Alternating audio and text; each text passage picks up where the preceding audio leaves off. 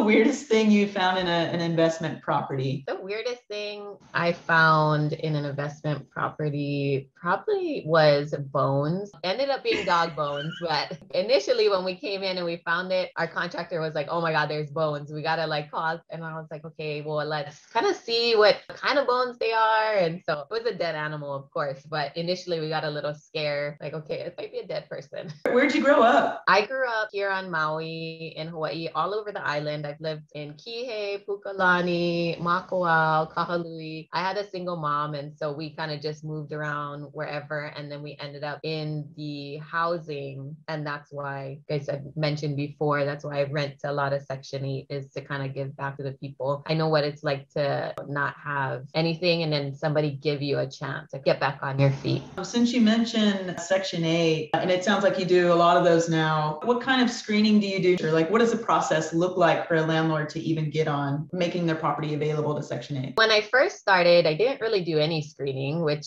is highly not recommended. I use a website called Turbo Tenant. The leads come straight into that website. They turn into applicants, and then I show them the property. They have to provide me with their pay stub, confirmation of their bank accounts. They pay for the background check, credit checks. I have to make 3 times the rental income. You have to have like a steady employment. Right now with COVID, it's a little harder for renters to have money saved up. So a lot of times I also accept rental deposits from charities and things like that. And even the credit checks, they don't have to have the perfect credit, but at least good credit, and be able to explain, okay, what happened here, why they didn't reconcile that. I do my checks that way, but also give leeway if they're willing to give an explanation. Family life, I know you mentioned a little bit about your mom, but did any of that push you into like wanting to invest in real estate? I think I just didn't understand finances growing up. And I was always scared of buying a home, and I was used to renting. And now they call it like house hacking. So even when I did buy my first home, I essentially rented out some of the rooms. We also rented out one side,